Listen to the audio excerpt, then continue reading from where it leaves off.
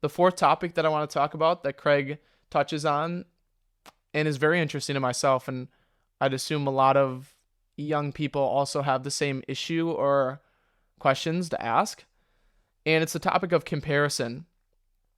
So I asked Craig how kids can deal with the struggle of comparing ourselves to others on social media because it's so easy. I mean, I give an example that I just scroll on social media for a second and I see a 23-year-old driving a Lambo or he's got a helicopter, and it's crazy on social media how easily you can compare yourself, and then all of a sudden you're going down the rabbit hole of I'm not good enough. This person has a helicopter. I need a Lambo. I'm 22 years old. How am I going to get a Lambo by 23? Oh, I'm not good enough. How did he do it? There's so much that goes into it, and our minds just keep racing, and there's where that self-talk comes into play again, where we're just swirling and swirling. I'm not good enough, comparing, and you just go in a whirlwind of comparing yourself to others. And Craig says this quote by Theodore Roosevelt, that is, comparison is the thief of all joy. Comparison is the thief of all joy. That really hit home, and it was super interesting for me to hear that, because it really is. When you compare yourself to somebody, all of a sudden your joy just goes away. I don't have it good enough. I don't have it good enough. And Craig was saying that this is on every single scale, that it's not only kids that deal with this, because you could be like Craig and then all of a sudden you look at Elon Musk and you're like, wow, like he has everything. Or somebody else that has a private jet and house here, house here, house here. There's always somebody that's going to be better than you that you have to compare, that you compare yourself to. You don't have to compare yourself to it, but I feel like it's a lot of people for some reason have to compare themselves to others because they just want to look at all that interesting, flashy stuff, such as the private jet, the boat, the house, the cars, everything that's easy to compare yourself to, and then think, why don't I have that? Why is he better? And a lot of times it's actually multi-generational wealth, so that person could have been born into the money and they've had it for years and years and years and so on, so they didn't even do anything to get there. But anyways, Craig says also that you have to think about, have you ever been happy when you try to compare yourself to somebody that is better than you?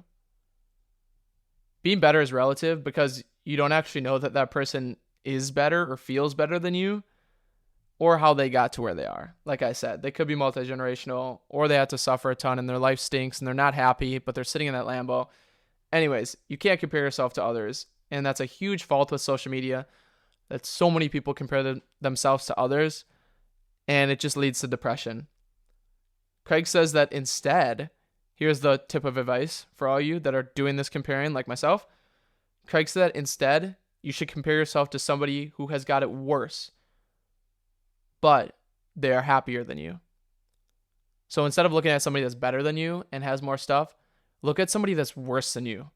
They have nothing and they're still happy. And you're comparing yourself to somebody that has a Lambo and you're sad.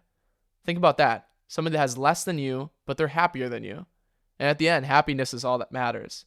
Happiness and purpose is all that matters.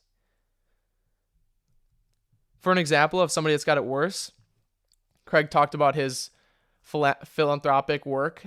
And for example, he built 4,000 plus kids a school, actually 12 schools, I believe, and an orphanage in Cambodia. And he went there to do eye exams and got them all glasses if they needed them. And said that some of the people there were just straight up blind, and they didn't know better because they had nothing to compare themselves to. They couldn't compare themselves to somebody on social media that has a Lambo. I'll tell you that right now, because they didn't even have glasses. They don't have social media. But Craig says these people were the happiest people. They couldn't even see. They were blind people, but they were so happy because they had no comparison. They were so joyful. They loved life, and they couldn't even see. Now think about that. We all have eye exams and we can see. Most of us have a house to live in, food and water to drink and eat.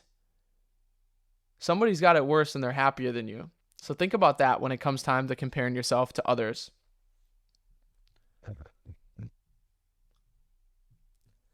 It's interesting too because men compare themselves to guys that are richer And then women compare themselves to other women that are better looking.